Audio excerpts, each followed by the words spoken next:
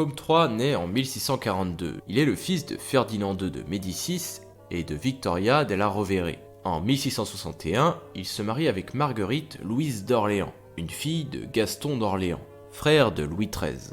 En 1670, il devient le nouveau grand-duc de Toscane à la mort de son père. Il aura une politique totalement différente de celle de ses prédécesseurs. Très pieux, il va cesser d'accorder la fameuse protection des Médicis envers les savants, les scientifiques, les écrivains, mais encore les artistes, contre l'Inquisition. Il va imposer un nouveau mode de vie austère aux Florentins. Il met en place de nouvelles lois restrictives interdisant les relations sexuelles entre juifs et chrétiens, etc. C'était donc un homme austère qui voulait réformer les mœurs. Sous son règne, la Toscane va connaître une grande décadence à tous les niveaux, et notamment au niveau diplomatique. Son couple ne se passe pas très bien non plus puisqu'il se sépare de sa femme en 1675. Point positif, il s'intéressait beaucoup aux sciences, et en 1677, il fit construire une loggia pour recevoir le cabinet d'histoire naturelle.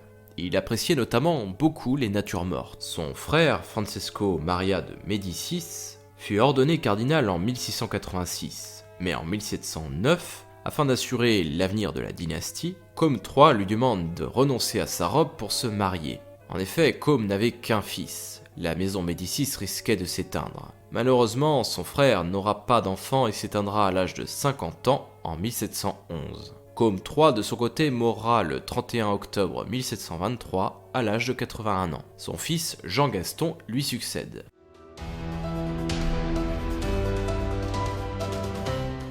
Jean Gaston, né en 1671, est le dernier enfant de Côme III.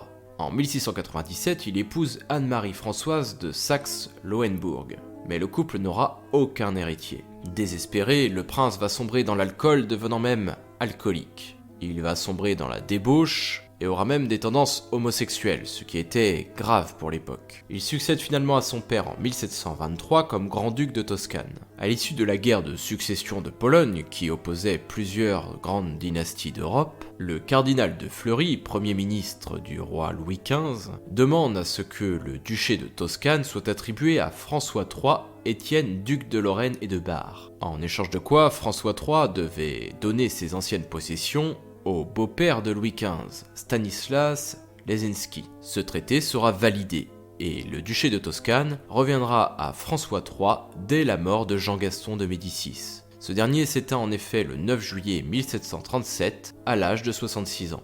Il n'avait aucun descendant, ce qui permet à François de Lorraine de prendre possession du duché. Par la suite, le duché de Toscane entrera dans les possessions des Habsbourg d'Autriche, jusqu'à l'unification du royaume d'Italie en 1860. Anne-Marie-Louise de Médicis, fille de Ferdinand II de Médicis, et donc la dernière survivante de la lignée des Médicis, héritera quant à elle de toutes les richesses et de toutes les possessions de la famille.